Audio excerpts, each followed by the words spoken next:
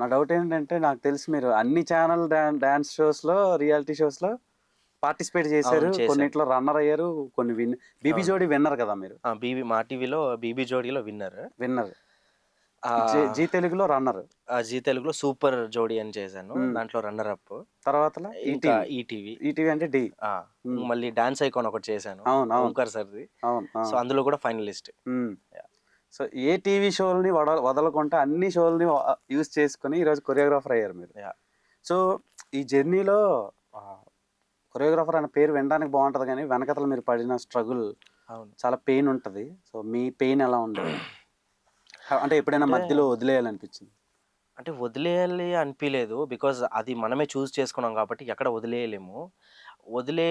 వదిలేయాల్సిన situations అయితే వచ్చినాయి. ఎలా అంటే ఇప్పుడు నేను ఫ్యామిలీని వదిలేసి ఇంత దూరంగా వచ్చి ఇక్కడ కష్టపడడం, నాకు మేము చేసే సాంగ్స్కి చాలా పెద్ద కష్టం ఉన్నా కూడా ఒక సాంగ్ కోసం మేము ఒక 20 days కష్టపడతాం.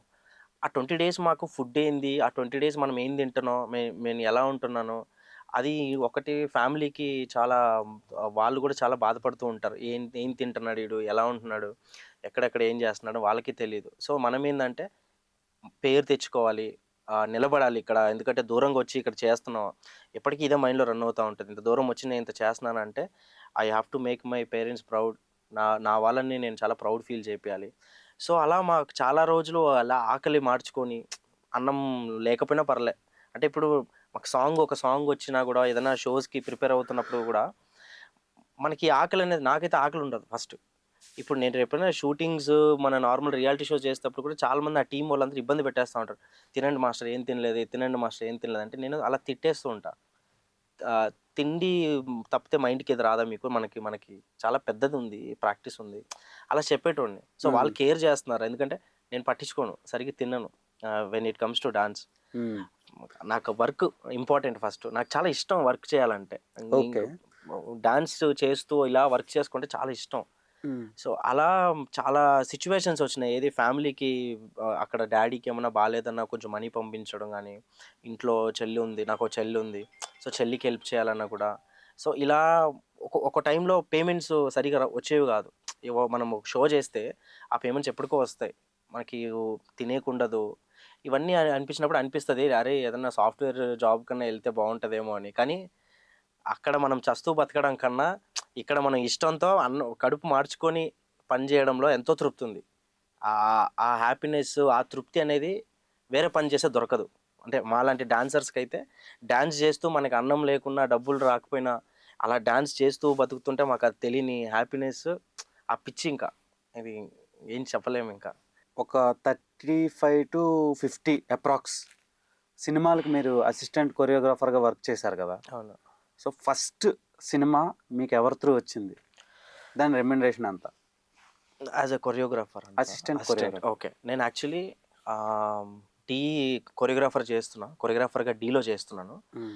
అప్పుడు మన యష్ మాస్టర్ విన్నర్ మన డీలో. సో నాకు ఫస్ట్ నుంచి యష్ మాస్టర్ పరిచయం. యాజ్ అ బ్రదర్హుడ్, ఒక బ్రదర్ లాగా సపోర్ట్ చేస్తారు, ఒక మెంటర్ లాగా. నాకు ఆయన టాలెంట్ కానీ వర్క్ చాలా ఇష్టం కాబట్టి, సో ఆయనతో ఎప్పుడూ ఉండేటోడిని, నేను మాట్లాడేటోడిని. ఆయన కూడా నా టాలెంట్ చాలా మెచ్చుకునేవాడు, ఒక సజెషన్ ఇచ్చేటోడు యాజ్ అ బ్రదర్.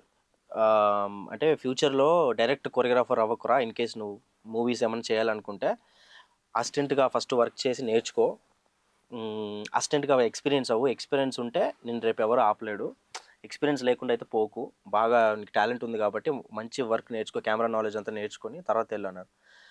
అంతలోపే మా యష్ మాస్టర్ అయిపోయారు, అప్పటికే అయిపోయారు, సాంగ్స్ చేస్తున్నారు.